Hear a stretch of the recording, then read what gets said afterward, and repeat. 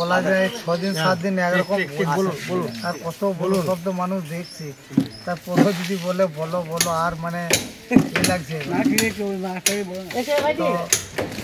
কিছু লোক বলতে দুজন আমাদের গাড়িটা হঠাৎ আটক করে, তারপরে আমাদেরকে 5 মিনিট সময় দেয় গাড়িটা খালি করার জন্য। আমরা গাড়িটা খালি করি, গাড়িটা খালি করার পর গরু গরু সব জঙ্গল ছেড়ে দেয়, আমাদেরকে মারধর করে, হাতে পায়ে বেঁধে স্লোগান দিয়ে জয় শ্রীরাম বলা করায়। তারপর বলে এদেরকে গাড়িতে ভরে আগুন লাগিয়ে দেয়। আমরা কাগজপত্র দেখাই, আমরা আইডি প্রুফ দেখাই। আমরা 2-3 ঘন্টা একইভাবে মার খেয়েছি, পুলিশ কোনোভাবে সাহায্য পায়নি। আর এখনও যে মূল আসামি তার তো এখনো অবধি কোনো শাস্তি, সে এখনো অবধি গ্রেপ্তারই হয়নি, মানে মূল অভিযুক্ত। বাকিরাও গ্রেপ্তার হয়েছে? বাকিরা বলতে 6 জন এখন গ্রেপ্তার হয়েছে, ছিল তো 30-40 জনের মতো। ওরা কি সবাই স্থানীয় ছিল? স্থানীয় বলতে ওরাই স্থানীয় না, দুষ্কৃতী যারা ছিল তারা কি সবাই স্থানীয়? এখন তো দেখা যাচ্ছে যেগুলো ওকে ধরা পড়ছে সব তো স্থানীয় লোক। ওই এমসি, কেউ হাওড়া, কেউ শিব মন্দির, কেউ চণ্ডীদাস, এসব জায়গাতে। হ্যাঁ, হাতে পায়ে বেঁধে সব বলতে গাড়িতে ভরে আগুন জ্বালিয়ে এই ধরনের কথাবার্তা। প্রশাসন আপনাদের সহযোগিতা করেনি? না, প্রশাসন সহযোগিতা করেনি না। ঘটনাস্থলে তো প্রশাসন ছিল না। ঘটনাস্থলে কোনোভাবে প্রশাসন সাহায্য করে না। খবর পেয়েছিল প্রশাসন? এবারে খবর পেয়েছে কি পায়নি আমরা কি করে জানি। আমার পরিচয় সারা বাংলা ম্যারেজ অ্যাসোসিয়েশন, আমি উপদেষ্টা, সাঁকরাইল থানার মেম্বার আমি। বিষয়টা হলো খুব কঠিন দিন আসছে, তারা নিজেরা রেকর্ড করে ছড়াচ্ছে, তার মানে ওরা ঘোলা দলের মাই হত্যা সম্প্রদায় বেঁধে গেলে একটা ওরা ফায়দা তুলবে। সমস্ত জায়গায় এরকম করছে, সমস্ত জায়গায় ওরা ভাবে কি নাথুরাম গডস, শ্যামাপ্রসাদ মুখার্জি ভারতবর্ষের স্বাধীনতার অবদান 500 বছর মুঘল শাসন করেছে, এরকম 1% সমস্যা তার সব মুসলিমই থেকে যেত। আর 200 বছর ইংরেজ শাসন করেছে, এত খারাপ করেনি। যাক, আজকে যে জিনিসটা ঘটছে, মির্জাফরি না করলে মুসলিমদের হাত থেকে যেত না। মুসলিমদের যাবার পরেও, এদের যাবার পরেও মুসলিমদের অবদান প্রথম ছিল। ব্রিটিশের মার্কে প্রথম আবেদন করে অন্য সব কাস্ট মিলে আমরা একত্রিত হই। স্বাধীনতার অবদান অনেক মাদ্রাসা ছেলে আছে, যেমন 2 জনের নাম বলি, বিনয় বাদল বিবিডি পাক করা আছে।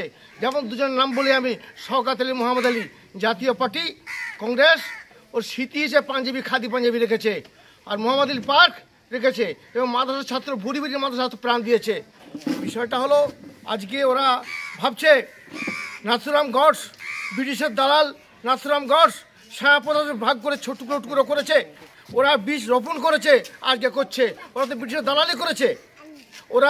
দালালি করেছে, ব্রিটিশের পিস্তল নিয়ে স্বাধীনতা সংগ্রামী গান্ধীজিকে হত্যা করেছে।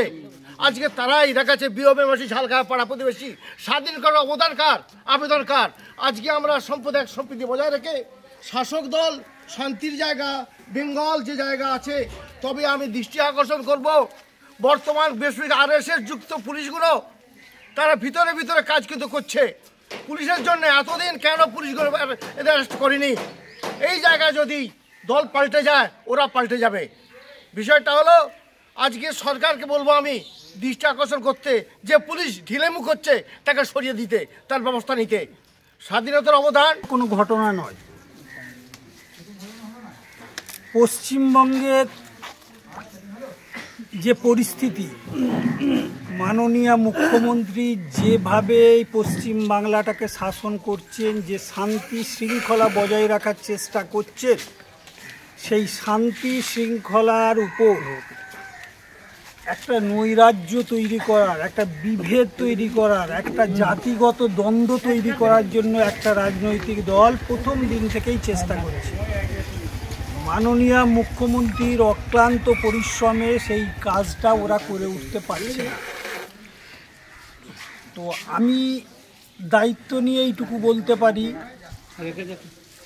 যে এখনো যে মূল কালপিট সে কিন্তু ধরা পড়েনি, বাকি 6 জন ধরা পড়েছে। আমাদের কিন্তু ওই 6 জনের প্রয়োজন নেই, মূল প্রয়োজন হলো ওই মূল কালপিটকে ধরা। তো আমাদের দৃঢ় বিশ্বাস, আমি আপনাদেরকেও বলবো যে মাননীয় মুখ্যমন্ত্রী নিশ্চিত ওকে ধরবেন, এটা আমাদের দৃঢ় বিশ্বাস। আপনারা মাননীয় মুখ্যমন্ত্রীর উপর ধৈর্য ধারণ করুন, সবর করুন, দেখুন আগামীতে কি হয়।